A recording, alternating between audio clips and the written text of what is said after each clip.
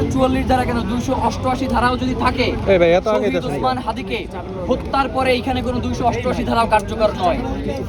288 ধারা এখানে কার্যকর নয়, কারণ যেই রাষ্ট্র জনগণের নিরাপত্তা দিতে পারে না, নির্বাচনে তার প্রার্থীকে নিরাপত্তা দিতে পারে না, সেই রাষ্ট্র এত নিরাপত্তা দিয়ে কি করবে? মানে বাংলাদেশের রাষ্ট্র ক্ষমতায় আসবার কারণ কি? জনগণের নিরাপত্তা নিশ্চিত করা নাকি নিজের নিরাপত্তা নিশ্চিত করা? জনগণের নিরাপত্তা নিশ্চিত না করতে পাইরা তুমি নিজের নিরাপত্তা নিয়ে খুব বেশি বৈশাখ, এইটা তো হইতে পারে না।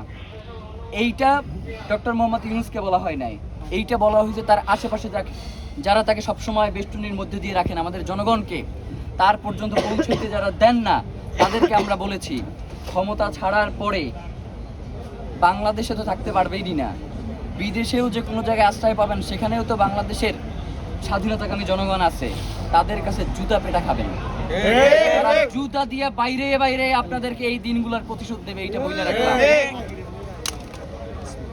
আমাদেরকে বারবার বলেন আমরা খুব সুন্দর করে কথা বলি, আমাদেরকে সুন্দর করে কথা বলবার জন্য আহ্বান করেন, আপনারাও মিষ্টি মিষ্টি কথা বলে বাংলাদেশকে বিদেশের কাছে বিক্রি করে দেন।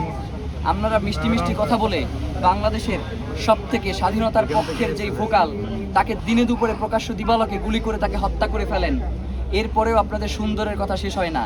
আমাদের সুন্দর কথা আমরা ততক্ষণ পর্যন্তই শুনবো যতক্ষণ পর্যন্ত সেটা বাংলাদেশের আজাদির পক্ষে থাকবে, বাংলাদেশ স্বাধীনতা সার্বভৌমত্বের পক্ষে থাকবে।